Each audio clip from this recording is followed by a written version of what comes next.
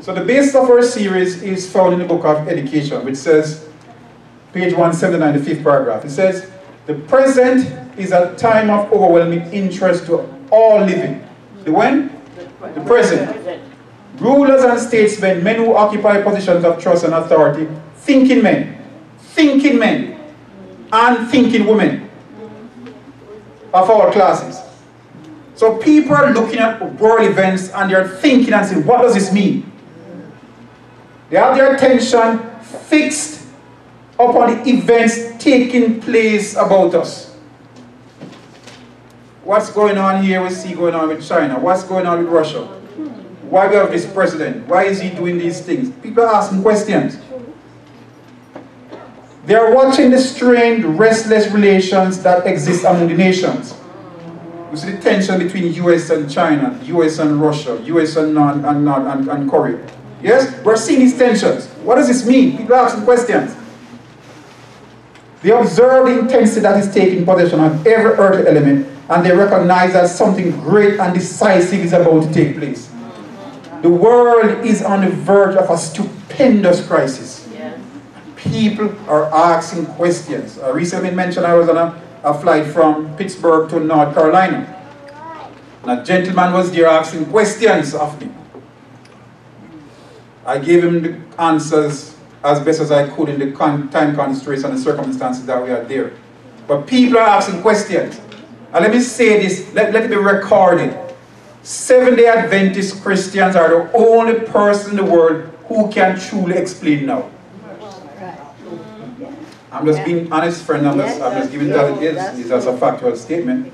But the only person who can explain now. I'm going to show you that it's true this morning. So we learned last week from Review and Herald, November 8, 1881, the prosperity of a nation is dependent upon the virtue and intelligence of its citizens. To secure these blessings, habits of strict temperance are indispensable. So for a country to prosper, the people of the country must show temperance, self-control. Yes.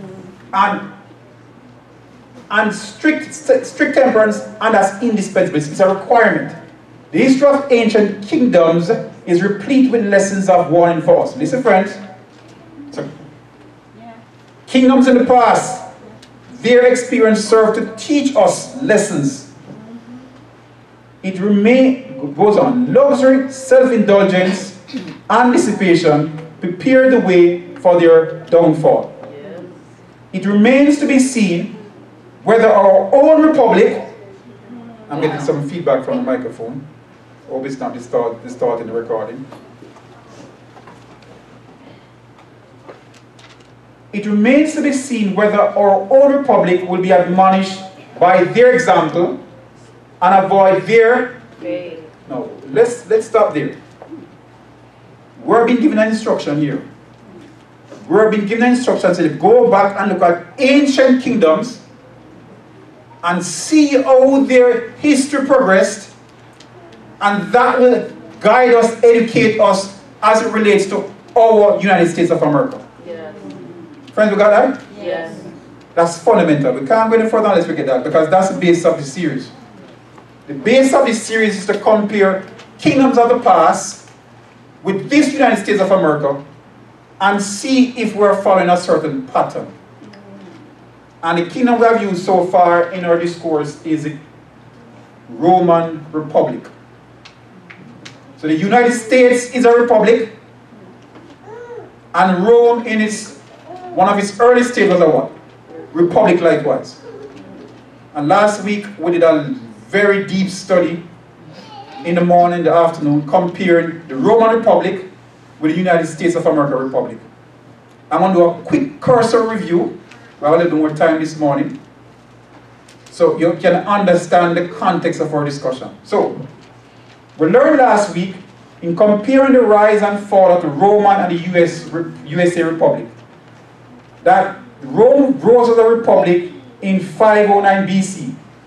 It had a republican tripartite government, meaning it had an executive branch, legislative branch, and a judicial branch. And we saw that the United States of America rose in 1776 and had a similar tripartite government with the same three branches: judicial branch, legislative branch and executive branch. And both had constitutions that protected the people from the government.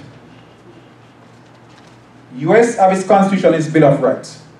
We learned that this republic, the Roman Republic, lasted several hundred years.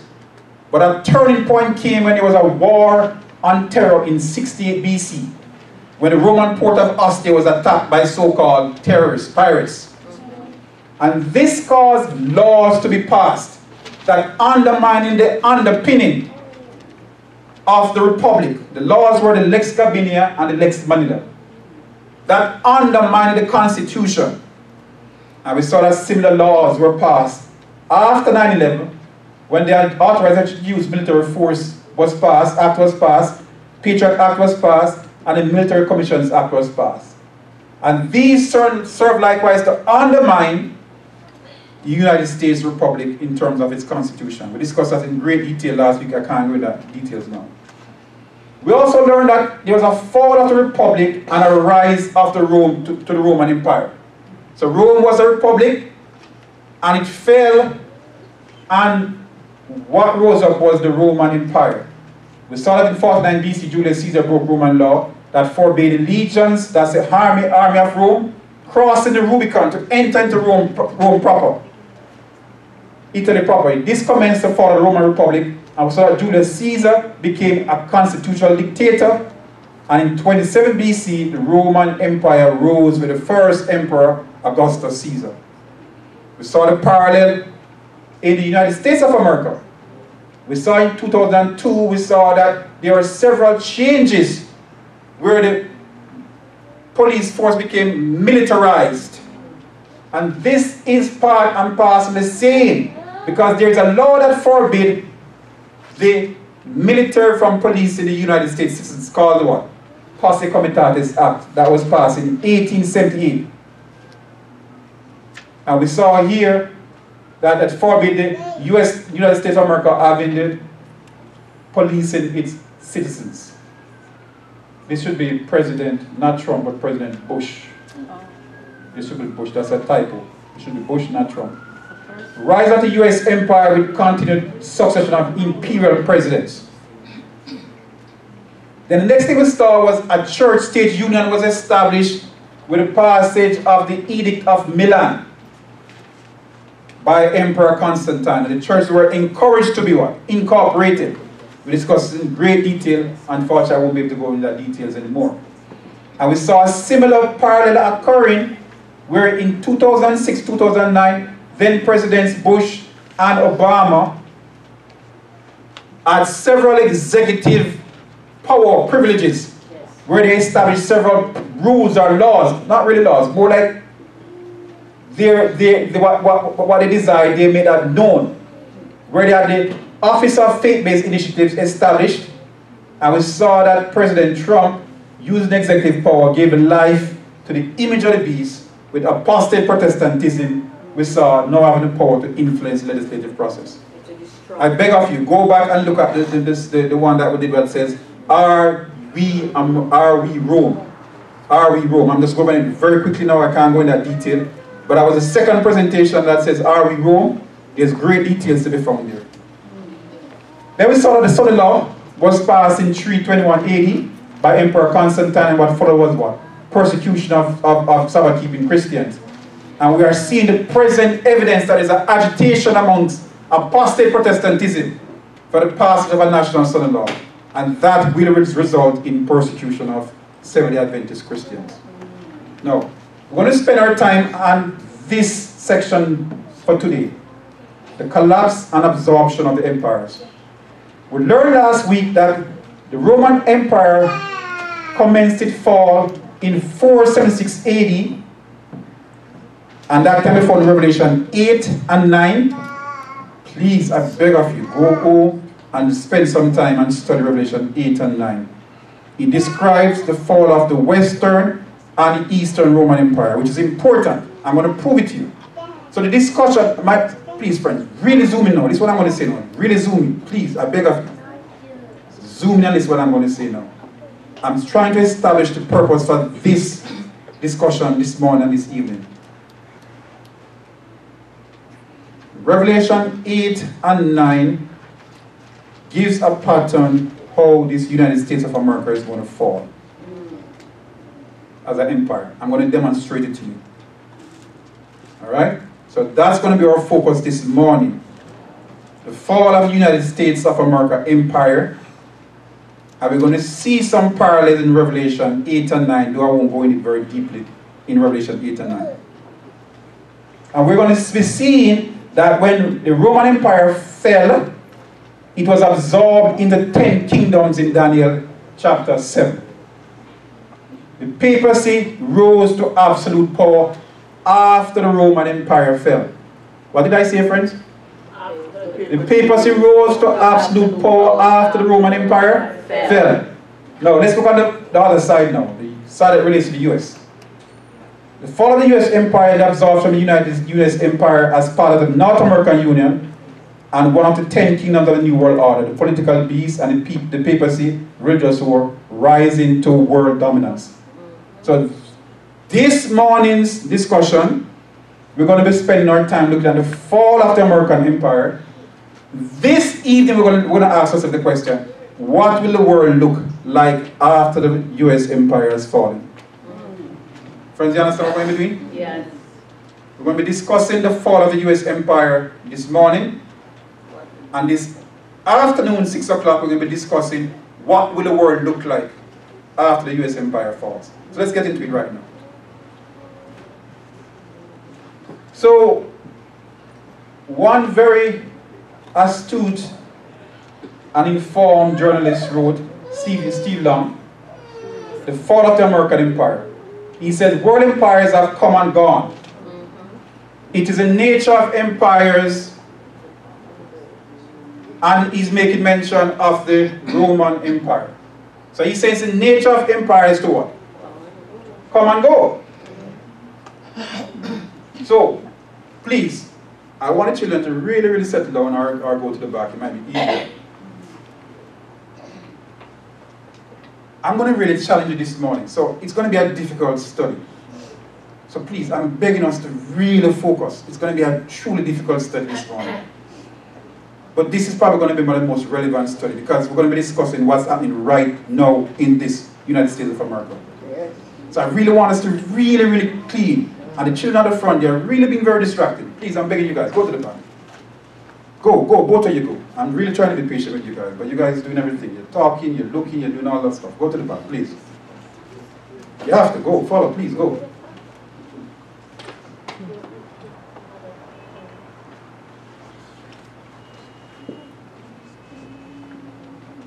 Please, don't sit beside your sister, go sit somewhere else, please. I don't want you guys distracted. I really want everybody to be focused this morning. Let's get back to it. Alright, so let's get to it. So here's what is being said. World empires come and go, and so it was for the Roman Empire. And bear in mind, we are comparing the Roman Empire with which empire? The American Empire. Are you following me? Yes. So what we see with the Roman Empire, we expect to see that with which empire? The American Empire. Very good. Now, here it is. So here's the Roman Empire to speak. There's a principle I want us to appreciate here. Follow the principle carefully now. Here is Italy, and here is Rome. Agreed? Are you seeing that? Yes. But the Roman Empire extended way beyond the confines of Italy and Rome. Who's seen that? Yes. Everybody see that point? Yes. So let's go again. Rome is here, but the Roman Empire extended in all that region that's in pink. You got that, friends? Yes. Yes. All right, very good. Then the Roman Empire, it lasted for over 400 years, but it too gained too much territory for itself to handle, and it eventually fell. Now, how did the Roman Empire fall? Listen carefully. Why did Rome fall, and is the US the next Roman Empire? So let us see. Why did Rome fall? There was decay. There was moral decay amongst the Roman people. The men became effeminate. That's a fact. You can go and check the history books. There was religious controversy. There was this interplay between Christianity and Christianity to be corrupted. There was financial problems. Church, I want you to listen carefully. Yes. I'm going to prove these points this morning, so I want you guys to listen carefully. There was dole. It became a welfare state. And there were the barbarians that we're going to spend some time who moved in from the east and attacked Rome. Where did I say they moved in from the where? East. What did I say? East. So the barbarians moved in from the East. There was also economic and military spending. So we're going to spend some time on this morning and focus on these three. The role of the financial issues that they were having, the role of the barbarians, and their economic spending on their military. So I won't be able to touch all 8 this morning, but I'm going to touch on those 3 aspects of why the Roman Empire fell. The role of the financial problems, the barbarians that moved in from the East, and the economic and military spending. Declining moral and values, political corruption, public health and urban decay, and eroding infrastructure. So those were 8 essential reasons why the Roman Empire fell. And the question is the US the next Roman Empire? So, as it relates to the barbarians, this author said from the 8 reasons why Rome fell said, the arrival of the Huns and the migration of the barbarian tribes from the East. The barbarian attacks on Rome partially stemmed from a mass migration caused by the Huns' invasion of Europe in the late 4th century. So the Huns were located around the region of China, that area just above China, northern China, not north of China. There were the Huns and the Huns. Alright? When these Eurasian warriors rampaged through northern Europe, they drove many Germanic tribes to the borders of the Roman Empire. So listen carefully. When the Huns and the barbarian came and attacked from the east, it caused a ripple effect, and other nations were dispersed, and they in turn attacked Rome. Are you following me so far? Yeah. All right, very good. So here we describe it.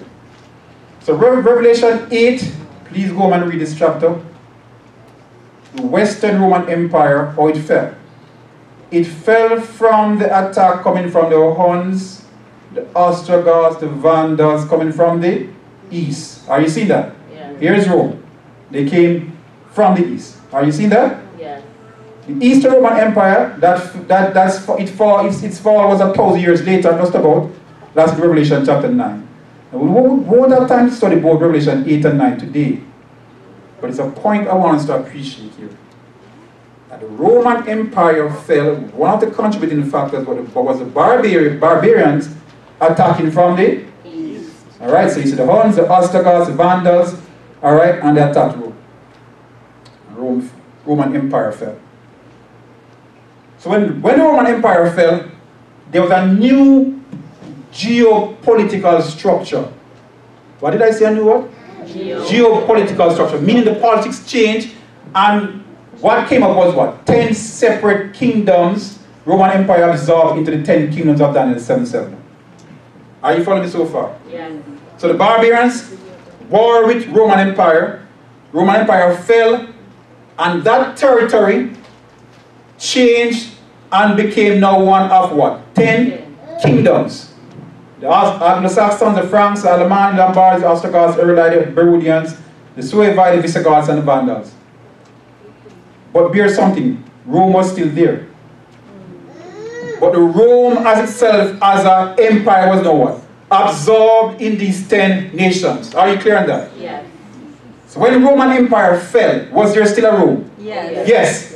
But was it what? It was what? No what? Absorbed in these now what? 10 nations. Are you following me so far? Yes. Yeah. Very good. So this is what we're saying. This is the Roman Empire. This is the region of the Roman Empire after it fell, where it now fell and was absorbed into 10 kingdoms. Yeah. Now, this author Steve Long says, I know that America has never been traditionally described as an empire, but by the very definition of the word, it most certainly is. So he's going to convince us that the United States of America is an empire. Yeah. Very sharp man. I like what this guy writes. This is what he says. This is what he says. An empire is defined as a group of nations or people ruled by an emperor, empress, or other powerful sovereign or government. Yes. An empire is established either by force, Yes. so that's one way to establish empire, by force, by direct conquest, that is, or by what is referred to as indirect conquest, wherein the powers that be tend to exert less direct control, but uses its military forces and politicians to what? Further expand its way of life onto sovereign nations. Oh, yeah. It is the latter type that includes the United States on the list of world empires. Yes. So he's saying this one. America is not an empire because it necessarily what? Conquers other country. But it uses what? Indirect means. It's what? Military and its politics to what? Expand its way of life on other sovereign nations. Yes. And in this way, the United States is an empire. Yes. We understand that, friends? Yes. So empire can be described in different ways. Yes. Yes. And if you really understand early Rome, how Rome conquered many of those nations, they didn't even fight many of those nations. They used the political sway of Rome to win over those nations. So America is an empire, but the empire in a sense through its military force, politicians that have the sway over these sovereign nations, and the United States on the list of world empires. So the US is a world empire. Now let me prove it to you further now. Now every world empire clearly going to have some military backing to it. But let's look at the US military backing. This is from the Department of Defense. I took their exact words. It says combatant commands. The Defense Department has 10 combatant commands, each with a geographic and functional mission that provides command and control of military forces in peace and war. What are we saying? This is what we're saying. This is the world. The United States of America Department of Defense have divided the world in several regions, and they have specific command in each region to control, for peace and war control of the world. So you have the United States Pacific Command, United States Northern Command, United States Southern Command, United States Eastern European Command, United States Pacific Command that extends from this side, United States Central Command, and United States Africa Command. So this system of military deployment and responsibility is supported by military troops and bases around the world. So, what I'm showing here in red, bright red, it says 63 countries with US military bases and troops. There are at least 63 countries in the world that has US military bases and troops. Alright? And this Department of Defense says, United States military is currently deployed to more locations than has been throughout history. So all these areas that are colored either have US military bases or US military troops to support this system. Are you following me, friends? Yeah. Wow. Yes. So the US is an empire. Yes. Let's just accept that. It is. It's a worldwide empire. Yes. In disguise. Yes. Now let's go into some more detail now. United States has become a military empire. Are we agree on that? Yes. We call ourselves a constitutional republic, but that does not hide the fact that we control various sovereign nations via military installations that are necessary and for the most part unwanted by the local people. Right. What's the weakness of this US empire? The cost of outfitting and maintaining these foreign bases is staggering. Yes. We have over 250,000 men dispersed throughout the world. Yes. Over 63 military bases and troops in different parts of the world. The cost to maintain this is staggering. I want us to reflect on what we discussed how the Roman Empire fell. There was an issue with their what? Financial what? Issues in terms of their spending for their what? Military. Remember we discussed that? So I'm going to show you guys the parallel now. So we're getting into the parallels now. But the worst part about it is that the Pentagon itself doesn't even realize how much it costs to maintain all these bases.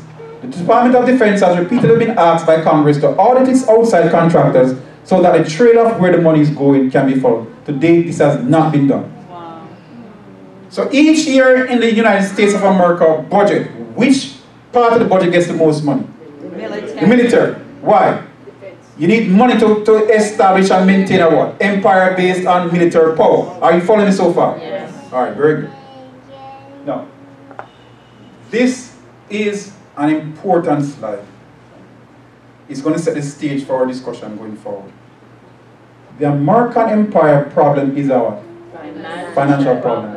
It is an international relations problem. I want to listen very carefully. Yes. The American problem is not the fact that it has military power. The American problem is that is how much it pays to maintain its what? Military. So it is a financial problem. So let me ask a question. If the US empire is going to fall, is it going to fall because the Russians are going to invade the United States of America? No. What about the Chinese crossing and coming over and invading the United States of America? Can't be. So it's going to fall because of what? Money. Because that's where the problem is, a financial problem. That's the soft underbelly of the United States of America empire. Is a financial problem. So therefore, this is what we're going to do. We'll look at world finances viewed in the light of prophecy and history. I'm going to be discussing things happening right now today. And you're going to leave here by God's grace and have a better understanding of what's really going on in this world. And some stuff I'm going to present you, you're going to be shaking for you. You're going to scare some of you. But don't be afraid. Lord is in control, just to see. Amen. It's going to be that deep and intense right now, alright? But let's just go through it together. So, our scripture reading was in Isaiah 23, verse 1 to 8. So, we're going to go to Isaiah 23, 1 to 8. I'm going to explain it so you understand from the prophetic view who the Bible says control the world finances. Because sometimes we get confused. Because we look with eyes, physical eyes. The Bible wants to look with prophetic eyes. So from a prophetic eye, who controls world finances? Let's hear what the Bible has to say. So the burden of Tyre. So Tyre is being used here synonymous with Babylon or the papacy. Are you following me? Yes. We're going to interpret it now. So every time you see Tyre here, the description here is about the papacy. And it's going to be quite evident soon. So it's describing here when the papacy is going to fall, but that's not the point I want to get here. I want you to get the point what it's saying about the papacy while it's alive. Are you following me? Yeah. This is what it says. All ye ships of Tarshish. In the Bible, what do ships represent? Commerce. Commerce, right? That's some of you guys nodding. So far we know the papacy, I'm discussing the papacy as a place of what? Commerce. Listen carefully now. For it is laid waste, so that there is no house, no entering in from the land of Shittim, it is revealed to them. Listen, friends. Be still, ye inhabitants of the isles, though whom the merchants of Zidon that pass over the sea have replenished. So, Tyre or the papacy is being described in that regard, is involved in world what? Commerce and world trade. And the merchants of the world trade through who? The papacy. That's what it's saying. You guys might be doubtful, but I'm going to prove it is all I'm saying is true. And by great waters, the seed of Seor, the harvest of the river is her revenue. River means what? People, nation, and tongue. So revenue of the world goes to where? Is her revenue. Goes to where? The papacy. The Bible is saying that. She's a mart of nations. What do you with a mart? What's a mart? We have supermarket, we have mart, Walmart. It's a place to go and what? Ah! There you go. It's a place where you do commerce. So it's describing Tyre as a place for commerce in the world. It goes on. Be thou ashamed of Zion, for the sea has spoken, even the strength of the sea, saying, I travail not, nor bring forth children. Neither do I nourish up young men, nor bring up virgins. As at the report concerning Egypt, so shall they soberly pain at the report of Tyre. So this is when Tyre fall. Pass ye over to Tarshish, holy inhabitants of the isle. Is this your joyous city whose antiquity is of ancient days? So he's describing Tyre as a city of what? Antiquity, ancient days. That's the papacy. Her own feet shall carry her afar off the sojourn. Now I want everybody to stay awake now. Because here's an important slide. Who had taken counsel against Tyre, the crowning city, whose merchants are princes, and whose traffickers are they? Honorable of the earth. So it is saying here, the papacy, the merchants are princes and the traffickers are the honored of the earth. Now what does that mean? Let's look at it. Here the prophet Isaiah, using Tyre, synonymous with the papacy, asks a rhetorical question. The answer is clear. The merchants are the bankers, Yes. are the princes, head of corporations, Yes. and the traffickers, those who trade in stocks and control currencies, are the honorable positions of authority of the earth, all controlled by the papacy. So let me cure us of our confusion right now. Yes. This world, financial, is controlled by the papacy. Yes. Yes. The Bible says that and I believe it. Yes. I'm going to show it to you. So here is where we become confused sometimes. We look at world finances and we look with our eyes like this. And the Bible is saying, go to Isaiah 23 verse 1 to 8 and put on the lens of prophecy, and then it becomes clearer to you. Mercy. So the lens of prophecy is saying, if you want to understand world finances and know where things are going, look at the papacy. Yes. Yes. So that's what we're going to do this morning. We're not going to do it blind eye like that. No, no, no. No. We're going to put on the lens of what? Prophecy. So let's go at it now. So this lady is a very interesting lady. She's Christine. So this is what we're following upon. Don't want you to miss the point now. The merchants and the bankers and the traffickers, those who control world trade, are what? Princes and princesses of the what? The papacy. Are you hearing that so far? Yes. So let's explore one potential candidate of being one of these princesses or traffickers. Let's explore this lady here. Her name is Christine Lagarde. She's a managing director and the chairperson or the chairman of the International Monetary Fund since 2011. So this is a powerful financial entity that controls the movements of money, lending of money, and regulation of money. Is that so? Yes. Let's explore this lady some more. Note now, the Bible says she and the people of her type are the ones who control the money, and they are of the papacy. That's what the Bible says, right? Yes. Here is this lady here. Yeah. A very interesting brochure on her shoulder. What is that brochure? See the brochure again? Baphomet. Who is Baphomet? Who is Baphomet? Baphomet is Satan in essence, really, the devil. Alright? So the occultic world see Baphomet the devil as their god. So this lady is wearing a occultic symbol on her dress. But let's go even further. She's wearing a 666 right there. Right there. So these princes and traffickers of the papacy are occultists. Yes. Yes. There she is again. Christine Lagarde, IMF director, but she's beside a very interesting lady, Philippine de Rothschild. And Philippine de Rothschild is wearing a very interesting brooch of Baphomet. So Christine Lagarde, managing director of Rothschild Control and International Monetary Fund, wine taste with Baroness Philippine de Rothschild. Let's go some more. Here it is. Let me blow it up big and you see that? Yes. See that Baphomet signal sign right there? Yeah. On there? Yeah. That's it. So it's a saying, show me your friends, I can give an idea who your character is, yes? Yeah. So Baroness Philippine Matilde Camille de Rothschild wearing satanic neck pieces. See another one here? So it's not by chance. Yeah. She seemed to like to wear this, right? So here she was wearing this style, here she wearing a different style. See there? With upside down cross. Yes. And they are close friends clearly. Yes, of course. So don't be confused, friends. High places. Don't be confused. Papacy controls world finances. Right. Yes, true. So don't get confused what's going on in the United States of America, or China, or Japan. I know it. Someone is behind the scene directing the action for an outcome. Yes, absolutely. Because the Bible tells me that what? The traffickers and the merchants are princes and princesses of the what? Tyre. Tyre means the papacy. Yes. Bible tells me that. Not my eyes. My eyes were going to confuse me. But the lens of prophecy confirmed that to me. Now, world finance is based on fiat money.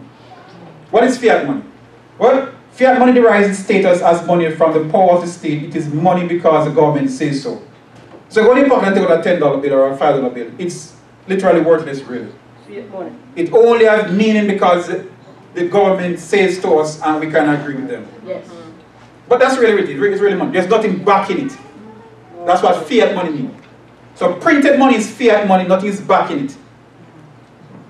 Fiat money is declared legal tender by the government. Person has made a valid and legal offer of payment when payment is made with this money. So it's an agreement. But there's nothing inherently backing the money. No. You ever heard about the petrodollar? Petrodollar is a United States dollar earned by a country through the sale of petroleum. So, Saudi Arabia sells some oil. They get paid in US dollar. It's called petrodollar. The entire world system present right now is run on the basis of petrodollar. How so? Because the United States dollar is the world currency presently. But that's changing. We're going to see that soon enough. So if you're going to buy oil, you cannot buy oil in what? US dollars. That's changing likewise, and I'm going to show you that. So the United States have its power and military might because its dollar is backed by what? Oil. Praise God. Huh? The only reason why your money, the money that we spend in this country have any meaning is because the world buys oil in what? US dollar. So this is a beautiful slide. So this is a US money right here. And it's been nourished by what? I'm going to leave you something to think about. We're going to get to it soon enough, but I want to think about something. If the US dollar finds nourishment from oil, what would happen if they stop trading oil in US dollars?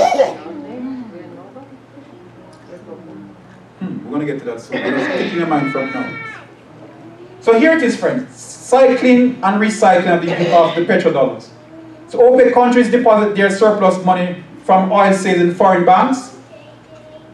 The banks loan the money to governments in need of financing their balance of payment deficits. And these countries use the borrowed money to buy more oil and other imports, keeping the economy floating. You see that, friends? Yes, sir. So it's a system. Yeah. Yes. And that's why the US is so fiercely defending oil. That's why they care so much about the Middle East. Yes. The oil. Because the oil is what backs the money. Yes. The money has no inherent value, friends.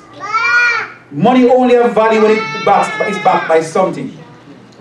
And the US dollar is backed by petrodollars.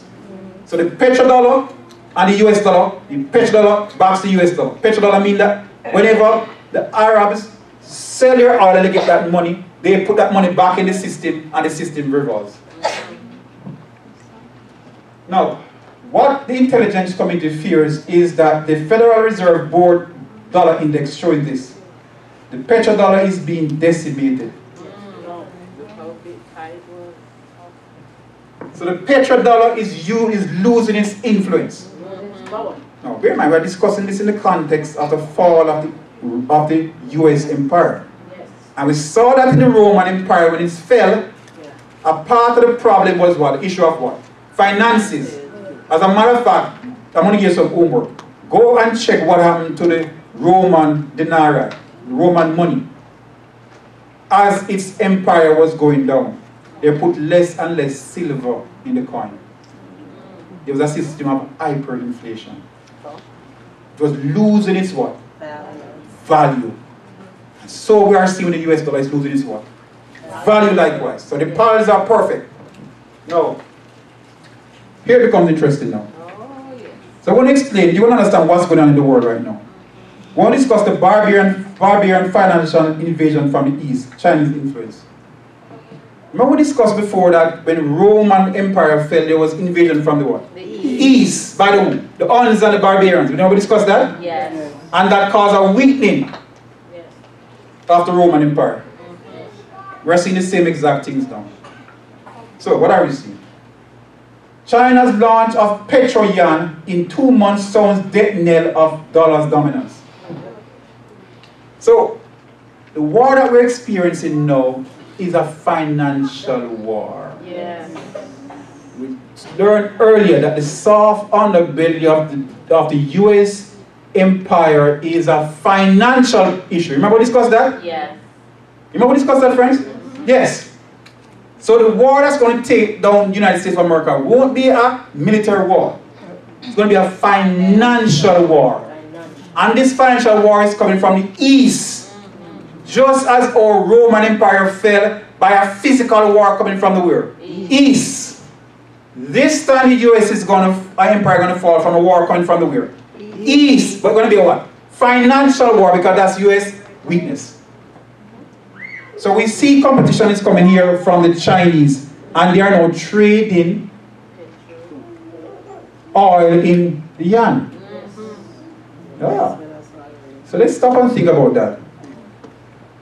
If the US economy is backed by the petrodollar, and we now have a petro yuan, we have a problem. Yes. We have a problem. Because the dollar is going to lose what? Its value. It says here, one of the world's top energy importers, China, is set to roll out a yuan-denominated oil contract as early as this year. That was 2017. They are full on the way with that already. Analysts call the plan, announced by Beijing in September, a huge move against the dollar's global dominance. The so-called petro-yuan is a wake-up call for investors who haven't paid attention to Chinese plans, according to the head of the Gratitude Asset Management Asia, Adam Levinson, as quoted by Bloomberg. So they're saying, not only is oil being traded in US dollar, petrodollar, but not the what? Petro-yuan. There is indeed a financial war coming from the east. The Chinese yuan becomes official currency in Zimbabwe. You know that? Yes. You know that? Yes. So here this conference. This is another milestone set by Beijing to be in the court of the great powers, those whose currency refers. As of January 1st, 2016, the yuan or renminbi rub shoulders with the US dollar, South Africa and Iran, and Botswana and Pula in the pockets of people of Zimbabwe. So in Zimbabwe, you can buy either the US dollar, South African rand, or the Botswana Pula. But what has joined him now? The Chinese yuan. So do you see that there is indeed a financial war going on in the world right now? Yes. So who is in charge of this financial war? Yes, I learned that the merchants and the traffickers are what? Her princes. Yes. And our honorable men and women. We learned that. Now, so we see these two men from the east are exhibiting great pressures coming from the east towards the US. Great pressure. Here they were signing an agreement where China agrees to buy advanced military weapons from Russia. And this is being burden on the US empire. The push is coming from the east.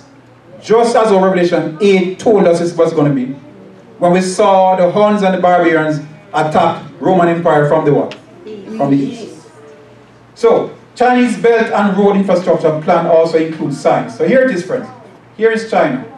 And it plans to build all these roads extending from the west to the east.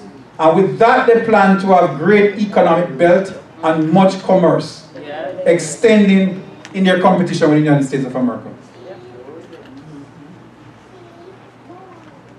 Now, did Trump start a trade war America will lose? I want to think about that one. Because the prophecy says yes. The prophet says the physical war between those invading Huns and barbarians caused the Roman Empire to fall. So I wonder why Trump is pushing so hard. Is it that he intends to bring about the fall of this country? I told you guys I'm going to tickle your mind very deeply, and it started to happen. Now I see you guys looking at your face right now. But let's read and hear what's going on, what is being said here. China warned the United States on Thursday that everyone will be harmed if President Donald Trump launches a trade war. So, are you saying that this trade war that we're seeing, that the Chinese are going to be harmed and the Russians are going to be harmed, but the US is going to be harmed? So there may not be any winner amongst them. So who's going to be the winner then? Come back this afternoon, I'm going to prove that to you. Yeah, the papers are going to be the winner. The papers are going to be the winner. Let me prove it to you. Let me give you a quick oversight. Remember this. When the Roman Empire fell, and Roman Empire was absorbing these 10 kingdoms, who rose up amongst them? Little horn. Little horn, Daniel chapter 7, verse 7 and 8. Are you following me, friends? Yes. So when the Roman Empire fell and was replaced by these 10 kingdoms, what rose up? What rose up? The papacy. Yes. Are we going to see the repeat of that? Come back this evening and you're going to see that. Yes. But the Chinese are saying here that everybody's going to be harmed if this trade war continues. Yeah. Now, let's go more deeper now. So it says, choosing a trade war is throwing the wrong prescription. In the end, you will only hurt others and yourself. So they are aware that this trade war is not going to benefit anybody. So why is he pushing for it so hard? No. Then it became time to establish a paperless world currency. So I'm going to ask you a question. Why is a paperless world currency needful to the PayPal merchants and traffickers? Don't answer it yet. So a time came, I'm going to show you the time, when it was needful to have a paperless world currency. And I'm asking the question. Because we learned that who controls the world currency? The merchants and traffickers who are what? Of Tyre, the papacy. We learned that. Isaiah 23 verse 8 spoke of that. So if there's a push towards a world currency, who is pushing that behind the scene? The papacy. But why do they want a paperless currency? Let's explore some stuff. This, about 10 years ago, I spent time hours studying this chart here. It's a fascinating chart. Just this picture right here. This picture is an entire volume book to understand what we're really saying. Let me take it through it.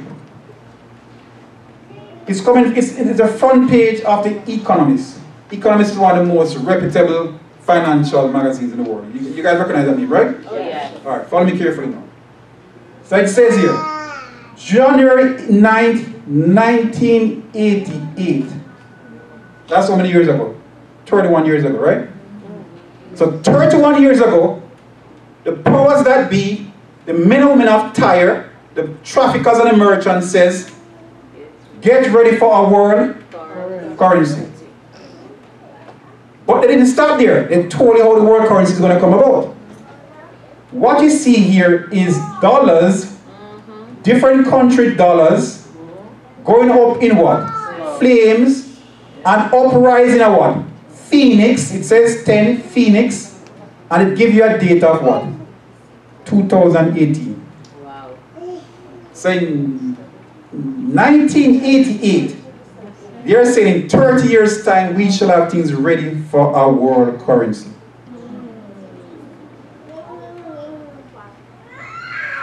No, the question is, are they there? We're going to look at that right now. But you understand what it's saying right here, right? Yes. Absolutely. So in 30 years, they were planning that we're going to have a world currency. And the process of doing that, paper money going to be what? Irrelevant. And up is going to rise some type of token-based monetary system. That's a token. Not a coin, but a token. And the time for that token to rise, as the phoenix rise from the ashes of the burnt, destroyed paper-based system, is 2018. So then you had the financial crisis 20 years later.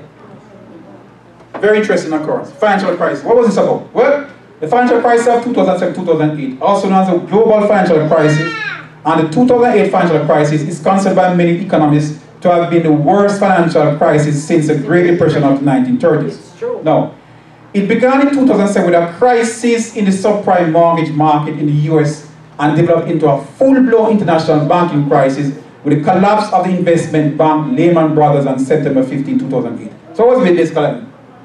So people were buying houses upon houses using what? Variable rate interest rates, right? Yes. So you may start with an interest rate of 3.4%, but then it goes up to 6, then it goes to 10, and then boom, you can't pay the mortgage, it collapses. The bank says, I want my money, you lose your house, and you lose a string of them. I know a friend, she lost about 6 houses as one guy. Boom, boom, boom, boom, boom. Now, we learned before that who controls these monetary systems?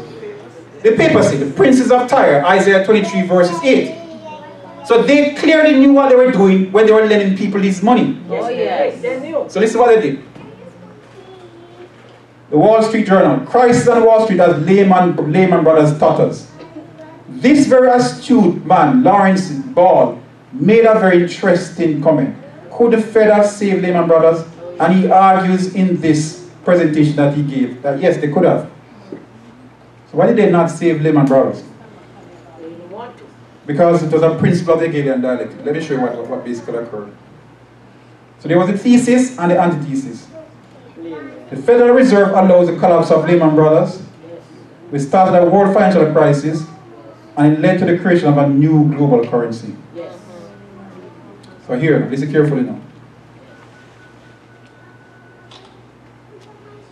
In response, so I'm reading from Ambrose Evans' picture, the G20 moves world step closer onto a global currency. This was in 2009. So this reporter now is reporting on the activities when the G20 met in 2009, the year after the world financial crisis. Are you following me, friends? Yes. So Lehman Brothers were allowed to collapse because of this subprime mortgage system, which they could have stepped in if they wanted to. They allowed it to collapse. Follow me carefully. And the next year in 2009, the G20 met. And this reporter is reporting on the results of the G20 meeting. In response to the world financial crisis. In response to what? The world financial crisis. Following the 2009 G20 summit, plans were announced for the creation of a new world global currency to replace the US dollar as the world reserve currency. Yes. So they allow Lehman Brothers to fall, to create a crisis, to raise up a global currency. So here it is, and the same article I'm reading from. SDRs are special drawing rights, are a synthetic paper currency. Paper currency. Yes. So the SDR started as a what? A paper currency. Let me you guys say that. The SDR started as a paper currency. But the question I ask you is, why the powers that be wants a paperless currency? So it started as a paper currency first. A global currency, but a paper currency. So it says, SDRs are special drawing rights are synthetic paper currency issued by the International Monetary Fund. Same system that who controls? L.I.G.H.T, right? We discussed that, right? Remember we discussed that lady? Yeah. With all these occultic symbols? Yeah. Alright. The article further stated, there is now a world currency in waiting. In time, SDRs are likely to evolve into a parking place for the foreign holdings of central banks. And that time came quickly afterwards. SDR is officially backed by a selected group of world paper fiat currencies. So what? So the SDRs are backed by the US dollar, the euro, the Chinese dami, the English pound, the Japanese yen, and the Chinese yuan. So then this brings on the issue of digital currency. That started to take sway. Follow me carefully, friends. Bitcoin. Bitcoin is a decentralized digital currency that enables direct payment over the internet. So Bitcoins are actually true paperless way to what? To spend and buy. Bitcoin is a dollar bill with a teleporter built in. Created by computers solving difficult problems, traded for real money by money exchangers, minimal fees in payment transactions. So we start to see the SDR rising as a paper-based currency, but we see now that the Bitcoin and the digitalized system rising as a what? Digital system of currency. Now, listen friends, the IMF tasked the People's Bank of China to develop a financial product that linked digital currency with the SDR. So they want to try and link now digital currency with its special drawing rights. So they say, create a product, create a system where SDR can be now become what? Digitalized. It starts as a paper-based SDR, we don't know what? Digitalized SDR. Now what I'm discussing is so intense, I see some of you guys looking a little glassy-eyed. That's the reason why I'm recording it, so you can go back and look it over, and take out your stuff, and check if what I'm saying is true or not. That's the purpose why I'm doing that. I know this is knocking some of you guys very hard, but it's alright. That's understandable. So, I'm going to play you a video now, to show you what the Chinese came up with, to bridge the gap between digital currency with the SDR.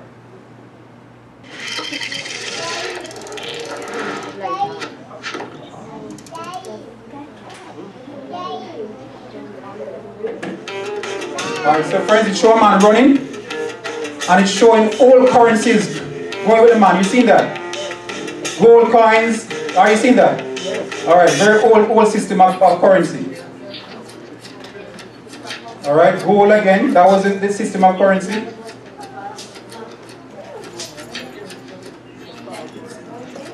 And then the man is running faster now, but in a Masonic triangle. And all these paper-based money is popping up. And the US dollar comes into view and hand does what? Swipe it away. And what's the result? The new world of digitalization has been built. Every commodity has become what? Digitalized. So look at that. Oil. That's not oil in terms of crude oil, but all rice, flour, computers, everything has become digitalized. And all the nations of the world what? Buying into it. You see the world view coming to view right here now?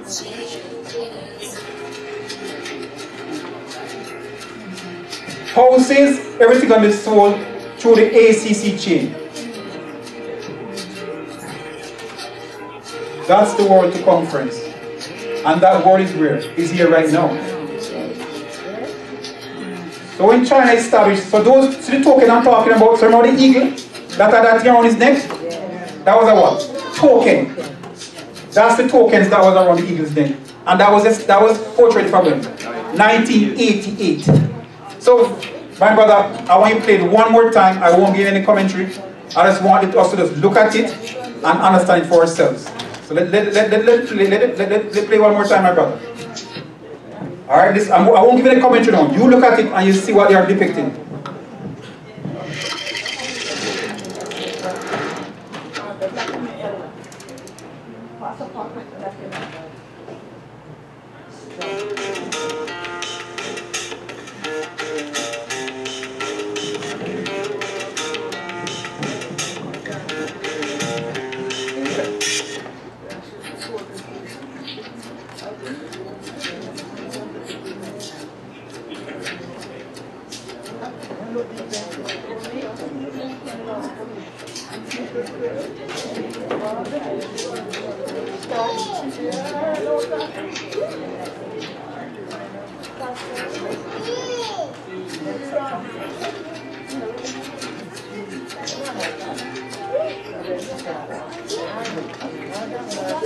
These are all the world commodities.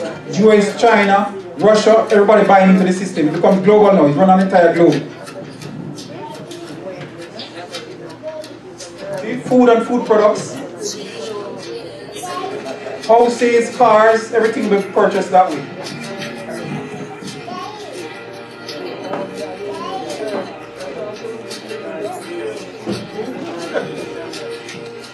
The tool of digitalization is opening a new world.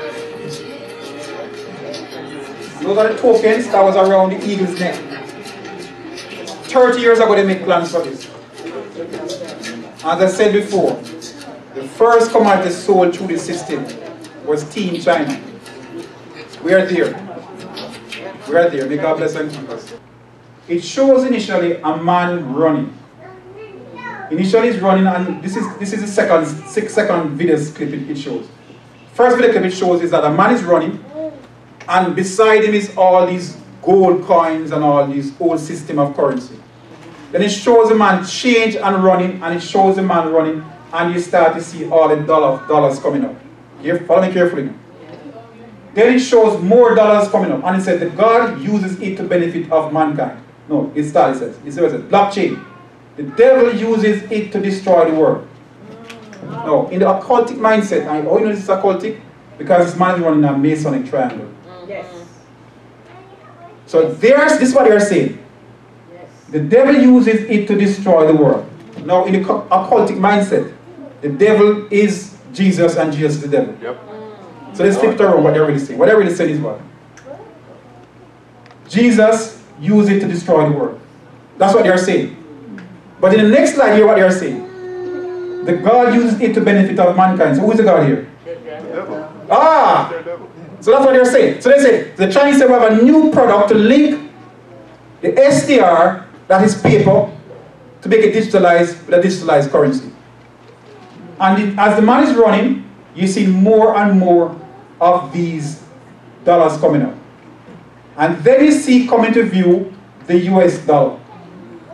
And then a hand comes and swipe the US dollars away. And what it shows afterwards is a digitalized system, and every single commodity, the number of nodes is limited. Remember that thing was around the eagle's neck? Yes. Yes, one of those nodes?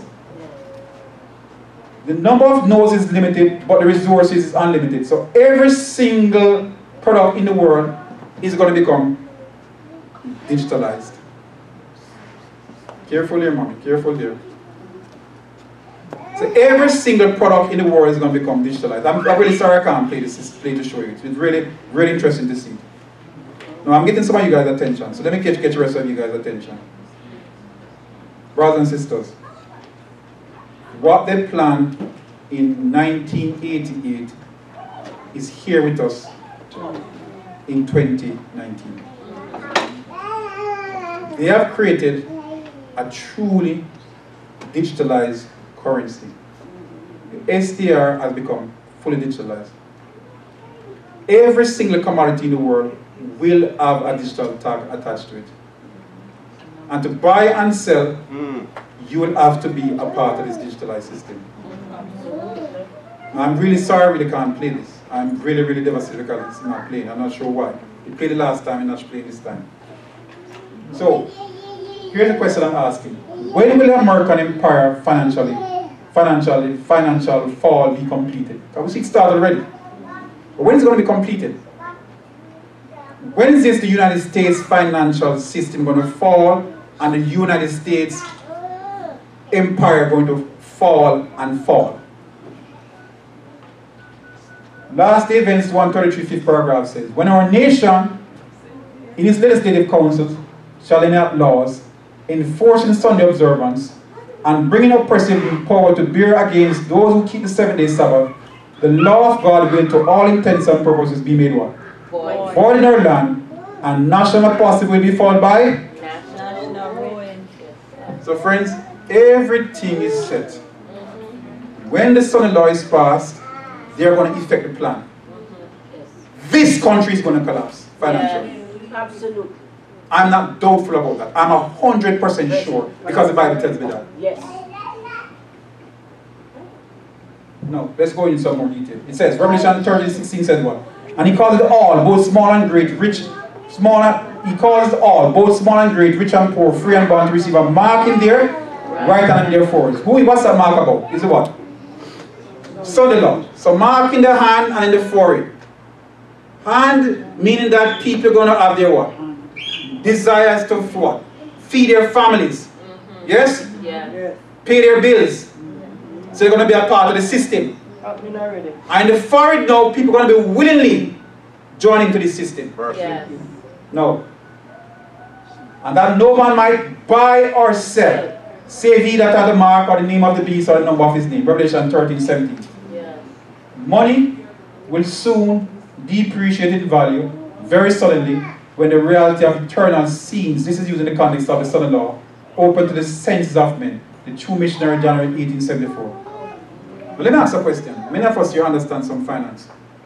What is typically going on with money depreciating in value? What do you call that? Hyperinflation. So I'm sure you have seen that picture before, that when the Weimar Republic was collapsed in Germany, people were pushing wheelbarrows to buy a loaf of bread. Yeah. Wheelbarrows of money. Stop at the bakery, leave the wheelbarrow there with the money, all hide this on it. When he came out, the money's on the ground, the wheelbarrow is gone. Because he can trade the wheelbarrow. But the money's of what? No use. That's why you call depreciating rapidly. That's why you call hyperinflation. No. Hoarded wealth will soon be worthless. Friends, you got that? Yes. Hoarded wealth will soon be worthless. When the decree shall go forth that none shall buy or sell except they have the mark of the beast, very much means will be of no avail. God calls us now to do all in our power to what? Send forth the warning to the world. Amen. So how is it this hyperinflation going to set in to cause the entire US economy to collapse? How is it going to be done? Let's reason this through. We learned before that what is holding up the US financial empire right now? Oil. Yeah. Right? Because they have petrodollars. And throughout much of the world, oil is sold only in US currency, much of the world. But we see that the Chinese are giving them some competition with the petrol yuan. So follow me now. Oil is globally traded, so it could be what? Priced in any currency. So when oil is priced in special drawing rights, then they're going to be collapse of the petrodollar and collapse of the US dollar. Friends, you got that? Yes. Let's make sure we understand that point. Oil presently is sold in most places and bought based on US dollars. So that's why the US have so much power in the world right now. Right. Follow me carefully. Yeah. The IMF gave the Chinese a responsibility. I want you guys to go and create a system called the ACC chain. The asset chain, same thing I was trying to play. Remember I was trying to play that, but it's just not played. Yeah. And I showed you guys the man running through the triangle. That links the SDR to digital currency. So when oil is being sold using the SDR, there will be no need for the American dollar, nor the Chinese yuan. So the Chinese are right. If this trade war continues, that's going to benefit anybody. Because we're going to both be disenfranchised. Yeah. It's going to create so much world instability. People are going to say, we want a new currency. Yeah. And yes, they're going to get a new currency, a digitalized currency. So the US dollar will have no money, the Chinese yuan will have no money. So follow now, friends.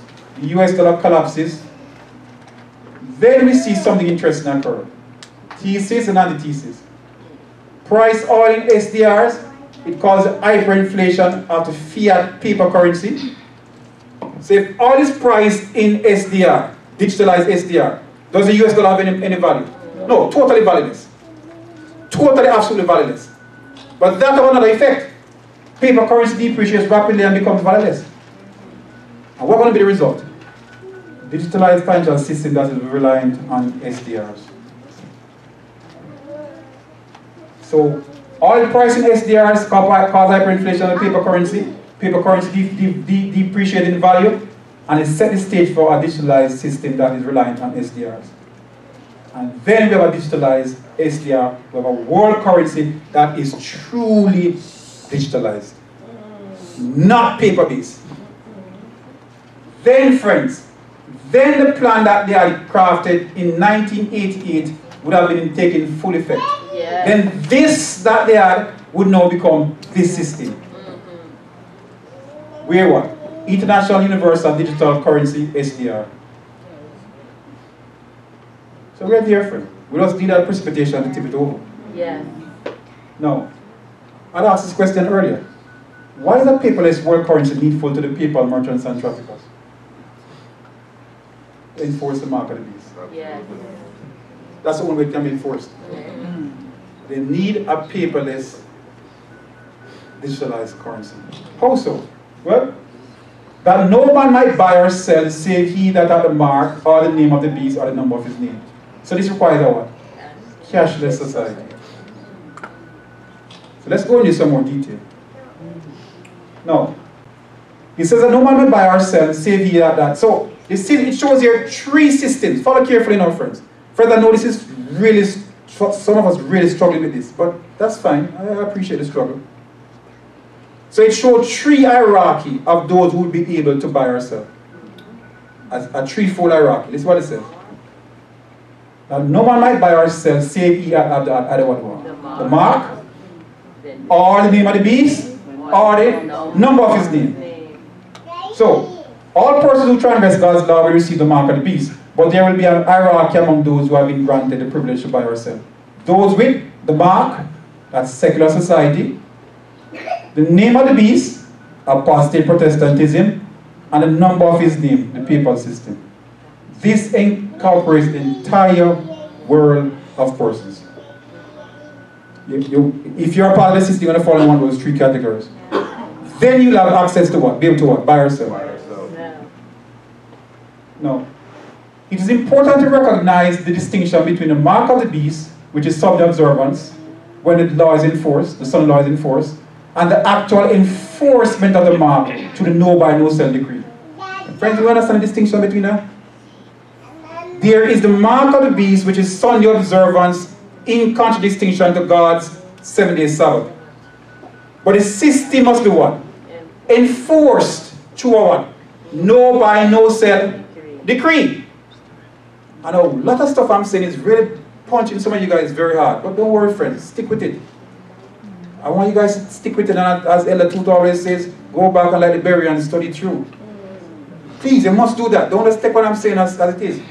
But this is true. I know it's true because I've been studying for 10 years.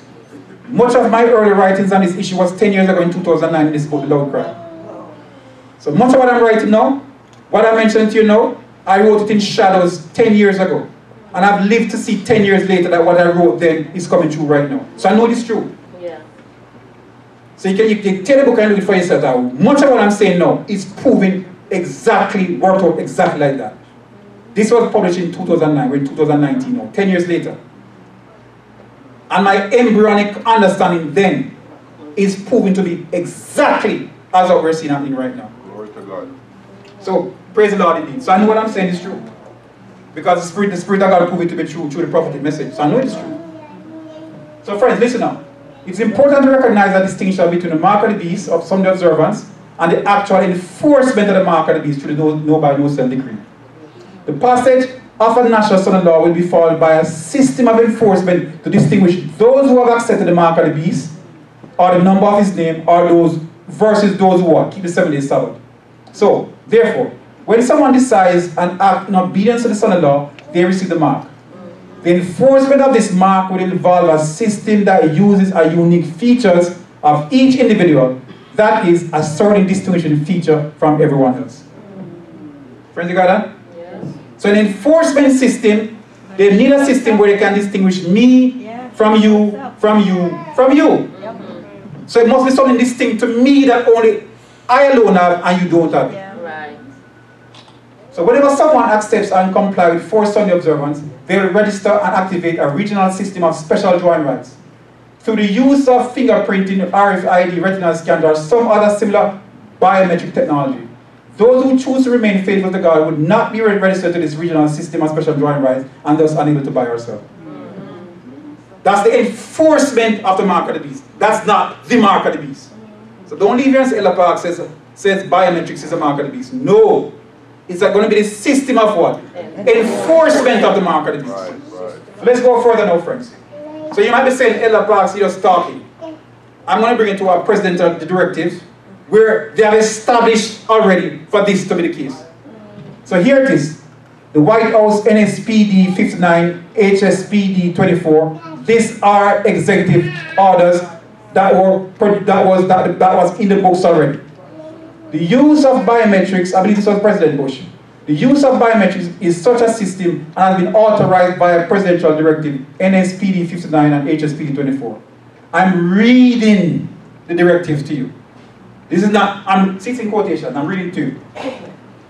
This directive establishes a framework to ensure that federal executive departments and agencies use mutually compatible methods and procedures in the collection, listen, storage, use, analysis, and sharing of biometric and associated biographic and contextual information of individuals in a lawful and appropriate manner while respecting their information privacy and other legal rights under the United States law. It's there already. Yes.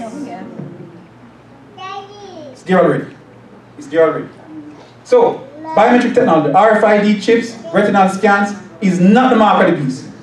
However, biometrics will be used to enforce the no by no sell decree in a global system of a cashless society. Now, you might be saying, all right, Ella, you have any evidence of that? Well, let us see. Here's a retinal scan. Right? It uses a system of biometrics. The retina is, each person's retina is distinct. So nobody has the same retina. Retina is looking inside the back of the eyes. So everybody, the back of everybody's eye is distinct. Nobody have a tool that look exactly the same. So they have very powerful computers now that can capture this and place it in databases. And then, friends, you can go to these. So this is actually in Cairo, in Egypt. Cairo Amman Bank. And this man is going to get some money using what? His eyes. Retinal scan. So it's there already. It's there already. Yes, it is. It's there already. Technology is there already. Next was the RFID chips. This is like the grain of rice. and they insert this under the skin, and there's X-ray showing it there. And you go to the machine, you scan your hand, and what you get back? You get your money. No. You might be saying, L.I.G.H.T. far-fetched. Am I not? I'm not. Swedish company Epicenter implants microchips into employees. Yeah. And that's from 2017. Yeah. 2 years ago. Yes. What about the Swedish commuters can use futuristic hand implant microchips as train tickets? So in Sweden, you go on the train, what do?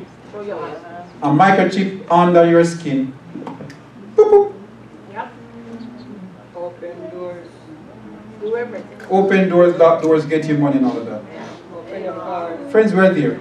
Yes, we are. We're there, friends. The stage is set. All we require now is just the son-in-law to pass, and it takes this chain course. Yes. Because national policy is followed by national what? Ruin. National ruin what? There's going to be a financial collapse of the United States of America. Yes. And then this US empire is going to fall. Yes. So what's the summary now? Summary, wrapping up, friends. Last few slides. Summary. The American empire problem is a financial problem. So friends, when you're looking, don't look with eyes like these. Put on your prophetic lens and recognize that the issue that America's weakness underbelly is what? Financial dependence to sustain its world USA empire. To have all these military bases, to have all these different military branches of the Department of Defense, to maintain over 250,000 soldiers, and that's why it's the largest part of the budget each year. Yes. And the Chinese and the Russians know that. Oh yes. So to attack US, they're not going to come with bombs and planes, friends. Don't get distracted by that. No. They're going to come with a what? Trade war and financial wars. Yeah. Going on right now. And you see it going on right now. It's coming from the east. Yes. From the Chinese and from the what? The Russians. Just as how it was when what? The Roman Empire fell. Yes. It came from the east and the surrounding areas when the what? The Huns and the barbarians came. And that caused a ripple effect where other nations were displaced and they what? Attacked it what? The Roman Empire. The present financial crisis that we're seeing going on right now is going to be a displacement. Yes. And this United States of America will have a financial fall. It will have a financial fall. And they have a system so set that they can determine which button they're going to press to bring the system down. Just like how they sacrificed Lehman Brothers by creating a system years before, which you know was not tenable. They knew that that many people were buying these 7, 6, 7 houses. Of course. They knew that they could not sustain it because they gave them a variable rate mortgage. Yes. So they started at 2.5%. But in 4 or 5 years, it reached what? 10, 15%. They knew they were going to fall. Yes. So the intention of the system to what? Lehman Brothers to go down to bring up the need for our world currency. Yes, so that's how the SDR got its relevance. It's all scripted. Scripted, friends. So friends, the collapse of the US empire. So this US empire, this military-based empire, that's have a weak underbelly of our financial dependence based on its petrodollar. When the petrodollar goes away, when oil is priced in SDRs, after national son-in-law, this United States of America will have a financial collapse. No doubt about it. No doubt about it. And then a system going to rise up. A digitalized system. And either you're part of the system or you're not a part of the system. If you're a part of the system, you receive the mark of the beast. Either through coercion or knowingly, you join into the system. You get yourself biometric in the system, so you have access to these special drawing rights, digitalized, through this system we described a while ago, this digitalized system. If you are a true Seventh-day Adventist, and you say no, you shall not be a part of the system, so you can't buy or sell. Friends, follow me carefully now. So we learned that the fall of the Roman Empire and its absorption in the 10 kingdoms. So here it is. This was the Roman Empire. When it fell, for the same reasons, attack coming from the east by the Huns and the barbarians, their internal struggle and financial problems, Rome fell. The Roman Empire fell. And what rose up was a system of 10 kingdoms. So my question is this. When this US empire that's military-based falls, after the national son-in-law and the financial fall of the US empire, what will be the new world geopolitical structure? So you see, I put this against that. What's the picture I must put here? I ask a question, but I leave the side blank. After the national son-in-law and the financial fall of the USA empire, what will be the new world geopolitical structure? I'm invited to come back this evening to discuss the political beast and the religious war. And then we're going to learn what picture must fix here to show what the world is going to look like when this system of a US militarized dominance world empire falls. So please come back this evening to be a part of the discussion. Let's just pray.